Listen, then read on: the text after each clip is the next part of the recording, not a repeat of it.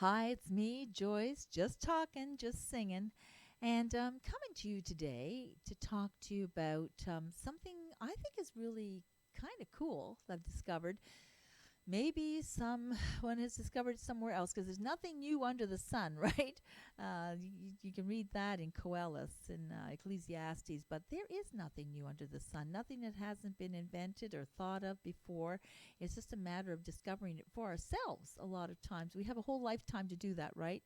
Well, time is a ticking. So I'm really happy that I have discovered this one thing which I'm going to share with you today. And when you discover something that works for you, and everyone's excited, oh yeah, you got to try this, because it worked for me. It may not work for you because each one of us is on a path of discovery in our lives, right? So what works for me may not work for you, but I'm going to share it with you. And if it seems like something that would be good for you, my goodness, go for it. At least try it. What have you got to lose, right? Anyway, um, I've had mental health issues since I was a little kid. And, my mom would say to my dad, Lou, we got to take her to a psychiatrist. And my dad would say, no, no, no, no. No one in my family goes to a psychiatrist. So hence, I really didn't get the help that my mom really was trying to get me because I was a little strange as a kid. Um, a loner. Well, of course, living in 17 places by the time I was 17 years of age, between two provinces, Quebec and Ontario, and three cities, Ottawa, Hull, and Toronto. Well, that's not too easy. And going to about 10 schools by the time I was in grade 12.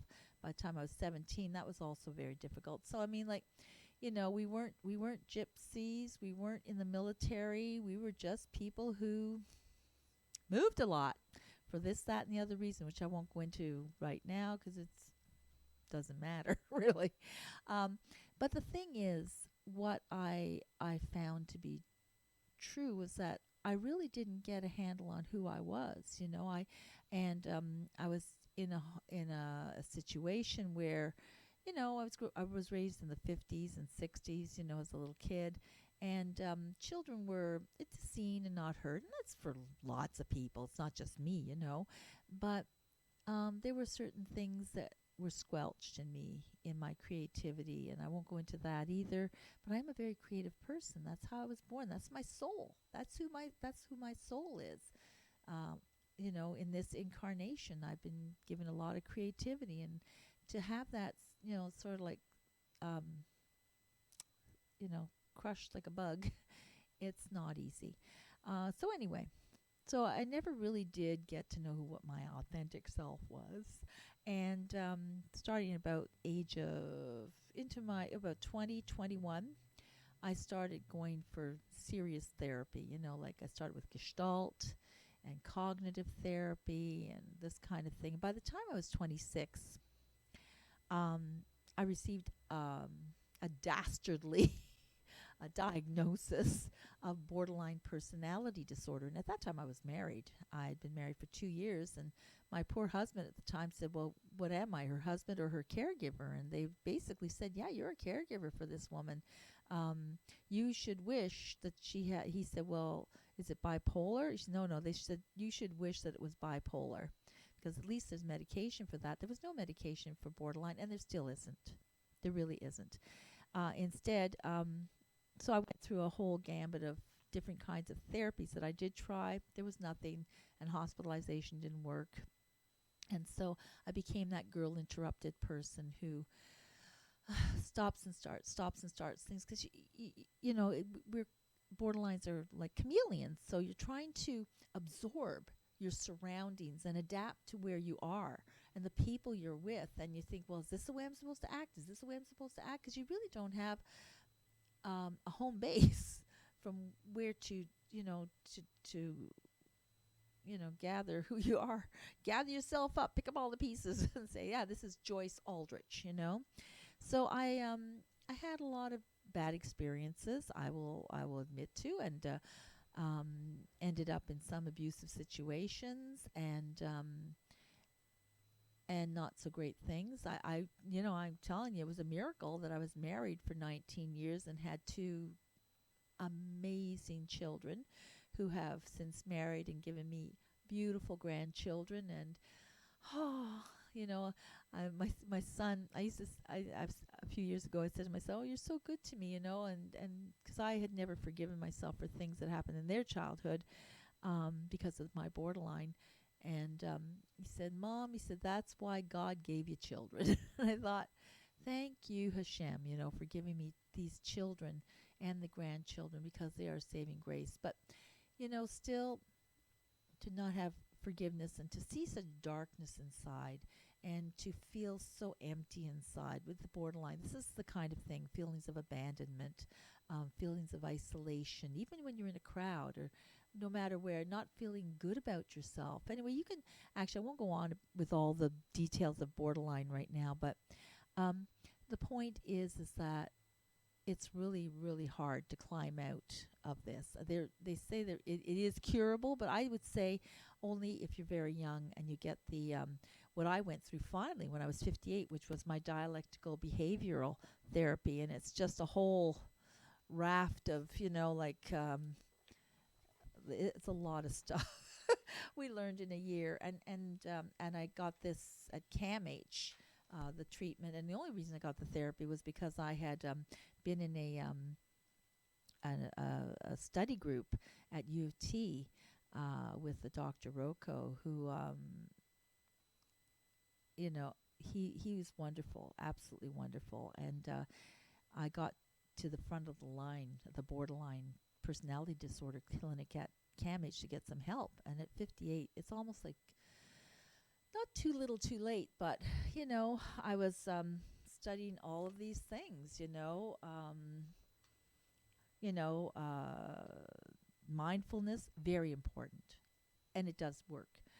Distress tolerance, emotional regulation, interpersonal effectiveness, and this, of course, is dialectical behavioral therapy, which I would recommend for anyone, to be honest. But it was,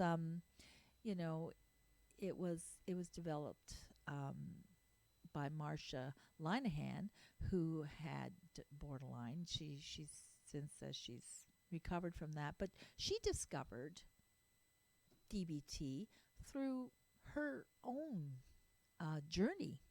Said, "Wow, this is what's working for me. Let's see if it'll work for other people." So that's a long explanation to what I discovered, isn't it? Oh my gosh, Joyce, you can talk and talk and talk. Part of a borderline thing too. Maybe there are quiet borderlines. Yes, there are. Anyway, excuse me, the old coughing thing, the old post nasal drip. Um, so what I've been noticing, like all these years, I've really hated to have my photo taken. Any photos you see of there's hardly any photos of me as a child. They could never get me sit still in front of a camera. I hated it. And then later on, when even my wedding pictures, I look I look like the Little Mermaid or something with that stupid smile on my face, like like I don't know, is this how you smile? The Cheshire Cat smile, which a lot of borderlines are known for. Smiling on the outside and on the inside, hating ourselves. That deep dark hole that we dive into, live in. Not just that we live there, Um, but and then photographs of my kids. I was always behind the camera. I took a lot of photos of them, but there are very few photos of me with the kids. I just couldn't do it. I hated having those photos done. And I had recounted in another video that I had wanted to do a video of the song I released in the end of March of 2021 this year, called Looking Oh So Cool.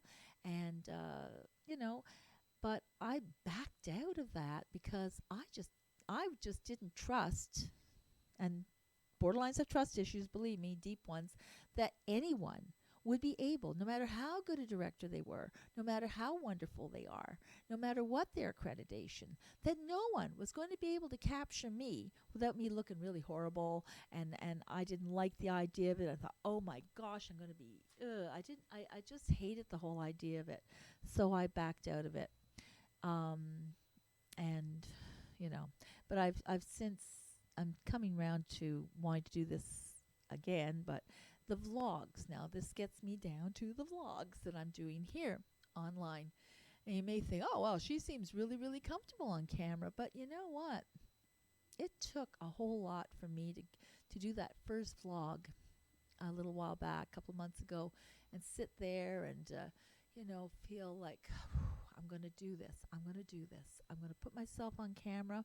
I don't care if my turkey neck shows, if my wrinkles show, and if my hair is not right, or I got a little bit of, some fat showing or something. I thought, this is you, Joyce. You're going to have to start accepting you as yourself because, so down to the vlog.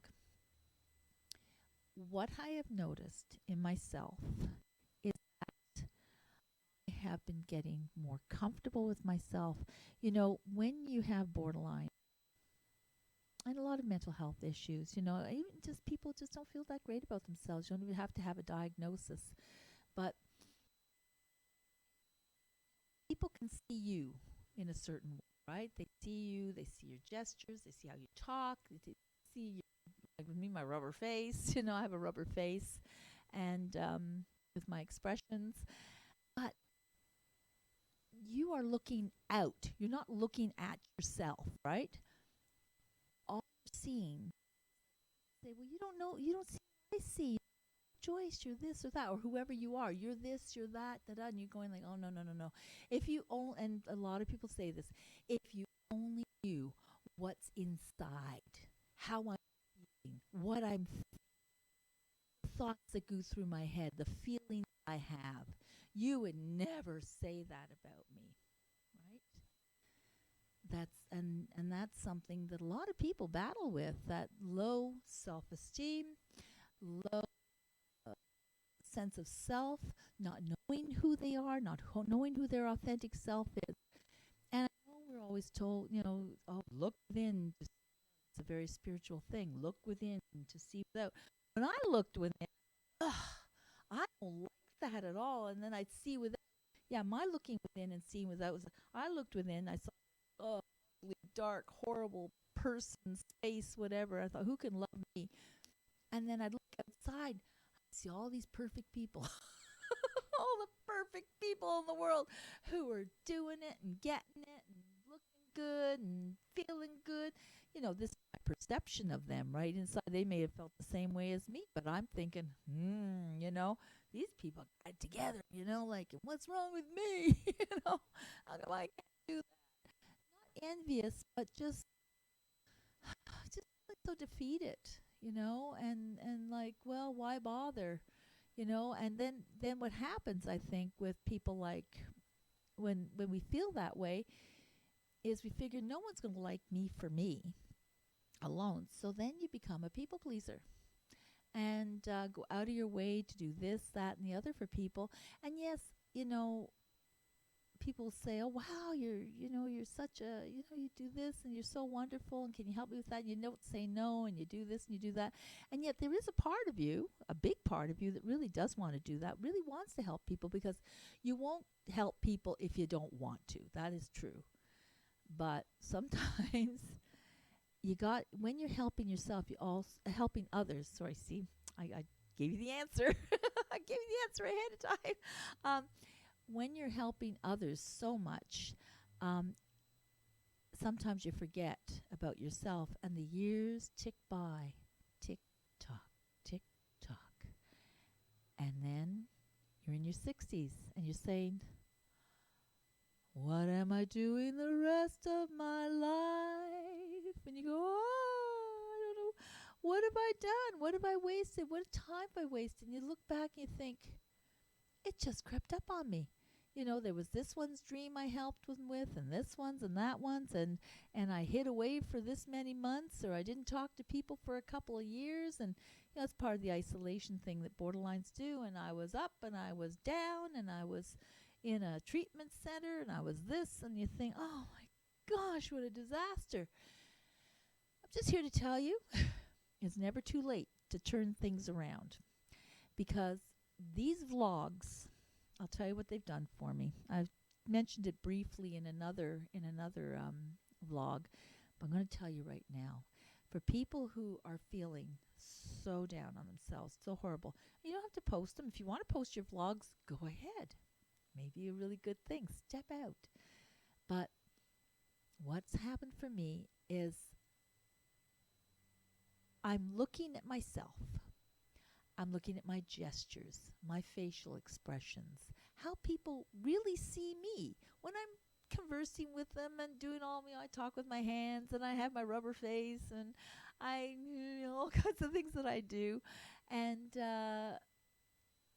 I'm starting to actually really, really like myself. Not in a narcissistic way, because it's not in me to be that way, but I can tell you right now, I feel very satisfied with how things are going right now with these vlogs. I just thought I'd share with you that maybe this is something that needs to be added to this huge book of therapy is to do a vlog. I know we're told, write yourself a letter or write a letter to the person who abused you or, things like that. Write the letter and read it to yourself or put it away or take it out years later. Maybe that's a good thing. And to journal. Journaling's really important, to get your thoughts out. But I think really for a lot of people, they need to see themselves as others see them. Actually, physically see them. And it may help. Like I said, you don't have to post them. I mean, I'm just doing this because I figure, you know what? I write music. Not a whole lot, but I'm planning to do a lot more. I'm planning to sit down and write more. But I'll tell you right now, if people are listening to my music, how can they invest in me if they don't know about me? I know why I'm writing those songs, right? Why I'm writing Looking Oh So Cool or Where I Met My Love in the Dark or I Never Meant to Fall in Love or, well, any of those songs, Don't Number Us, or it's just a lot of things that are out there, but they're my life. They're my story. So before I go into the singing part of Joyce Just Talkin, Just Singing, I'd like to show you this wonderful photo by filmmaker, photographer Yanis Labina. She's from Cuba, de Cuba originally, but she's here in Toronto now. We're very fortunate to have this very talented lady in Canada. And I was very taken by a photo that she did, and this is pre-vlog. But post vlog, it really gives me pause. Anyway, this is a photo that she did of an owl. She's a very patient photographer. Oh my gosh, she's amazing. She waited for this little owl to peek out of its hole in the tree. How gorgeous! It's hollow. Anyway, this is, if you can. Sorry about the glare. Maybe that helps a little bit. Do you see this little owl peeking its little body, little head out of the tree? Isn't it so sweet? So gorgeous. And how like a chameleon, blending into its surroundings. But of course, birds, animals, fish do this. The little creatures of the earth do blend in to protect themselves. And perhaps that's what a lot of borderlines do. We borderlines do as well. We actually fire from a little tiny part of the brain called the insula. Not the amygdala, but the insula. It's a very primitive part of the brain. So we are fight or flight people. But certainly I'm going to, whenever I look at this photograph now hanging in my place, I'm going to remind myself not to hide, but to come out more often and be the unique soul that's on this planet. We're each a unique soul. And certainly we can't forget that. We're here on a journey, and we're a soul having a physical experience. So I have a mirror. There you go. Take a look. Take a good look at yourself. Anyway, and that's what we're going to do. I'm going to sing a song to myself, and while I'm singing this song, please listen to the lyrics because they pertain to everybody, no matter what your diagnosis is. If you have one or you haven't got one, or you just want to say some nice things to yourself and say, hey, I'm getting to know you. So this is Getting to Know You from The King and I, and I like this song. It makes sense. It makes more sense to me than ever now. And so I'm just going to take a look at myself and sing to myself. And this, by the way, this mirror was made by my daughter-in-law's mother, who lives in South Korea in Busan, and she's a wonderful artist herself, beautiful artist. She makes these beautiful traditional patchworks, which is known in Korea. Also, the beautiful costumes and everything she designs and makes those gorgeous. Anyway, so here I am, getting to know you, getting to know me, you getting to know you. Come on, let's all do it together, okay? If you know the words, sing along. Getting to know you, getting to know all about you, getting to like you, getting to hope you like me, getting to know you, putting it my way but nicely. You are precisely my cup of tea. Getting to know you, getting to feel free and easy. When I'm with you, getting to know what to say. Haven't you noticed? Suddenly I'm bright and breezy because of all the beautiful and new things I'm learning about you day by day. And isn't that true? Getting to know what to say to ourselves, not saying mean, ugly things about ourselves, putting ourselves down, self-deprecating words. Those aren't good. I'm learning that. I've learned that. And I'm digging all those things out and tossing them away. Anyway, thank you so much for joining me again for another Joyce Just Talkin', Just Singin'. And of course, as I end with that big old number 42 as the answer to the questions in the universe, you know, let's keep it simple. Have a wonderful day and get to know yourself. Be kind to yourself. Bye for now.